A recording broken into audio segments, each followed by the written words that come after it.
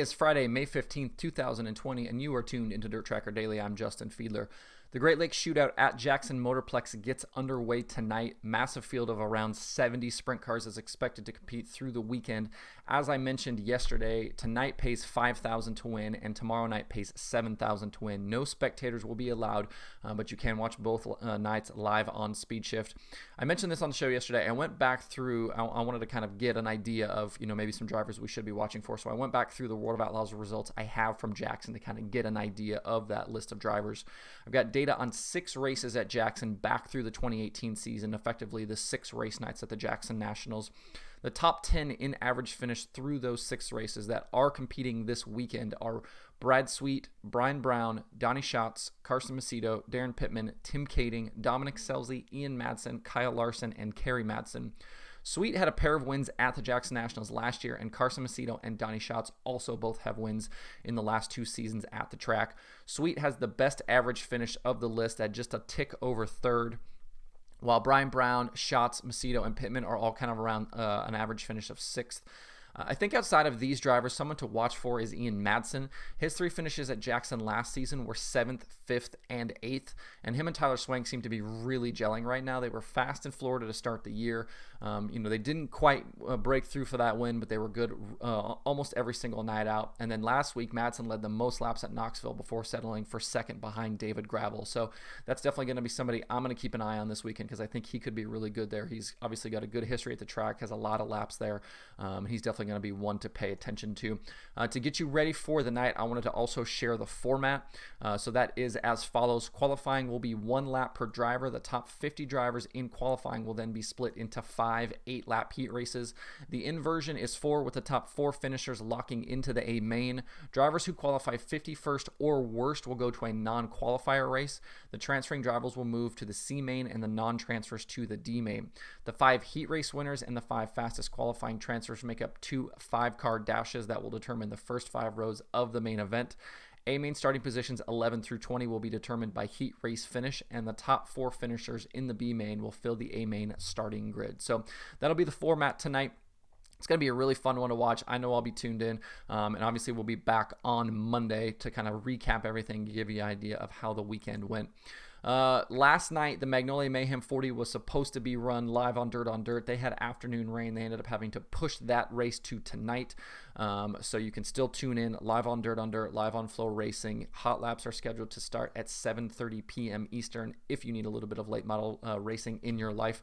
I'll let you know a little bit later in the show. I've got kind of a list of what to watch this weekend, so we'll get you updated on that as well. The All-Star Circuit of Champions announced yesterday their planned return to racing at Park Jefferson Speedway in South Dakota on Friday and Saturday, May 29th and the 30th. The 2-day show will be a co-sanction with the IRA Sprint Cars and feature 2 $5,000 to win shows. A limited supply of tickets for the event will go on sale on May 18th, and social distancing will be in effect for teams and spectators. All of those races can be watched live on Flow Racing. As part of the announcement, a slew of other All-Star races have been postponed, including May 22nd at Lernerville, Port Royal Speedway on May 23rd and 24th, May 29th through the 31st at Wilmot Raceway, Plymouth Dirt Track, and Angel Park Speedway, and a New York Swing June 5th through the 7th that was supposed to be at Outlaw Speedway, State Line Speedway, and Weed Sport Speedway. Series and track officials hope to find makeup dates for all of those events. You can find more details on the upcoming show at Park Jefferson and the postponed events at allstarsprint.com. If you're a Dirt on Dirt subscriber, there's a neat story over there right now from Kevin Kovac about a late model racer who's been working on building his own late model chassis, his own design.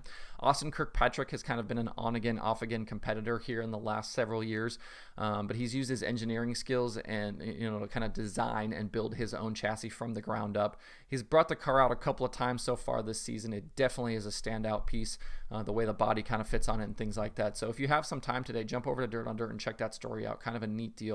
There's so many big, kind of chassis builders in the late model world that seem to kind of handle everybody, Rocket and Longhorn and and I'm obviously missing some. Bloomquist, things like that. There's you kind of have those main big players, but it's interesting to see somebody kind of jump out and build their own chassis. I think that's interesting. There are a bunch of new dirt racing podcast episodes this week. Wing Nation has David Gravel, Josh Boffman, and Dave Reef. Zeb Wise was on Rip the Fence. Anthony Roth and Josh Holt on Top Shelf Racing Podcast. Plus, there are new episodes from Ohio Dirt and the Dirt Nerds.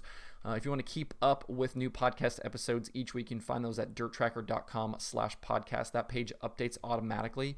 So as soon as there's new podcast episodes out, they will automatically appear right there, kind of like the news. The news updates itself about every 15 minutes. But those podcast episodes, as soon as they are out, they will be posted right on that page. You can listen right from that page, and you can check that out, DIRTRACKR.com/podcasts. As racing continues to ramp back up, there are a ton of shows to check out this weekend.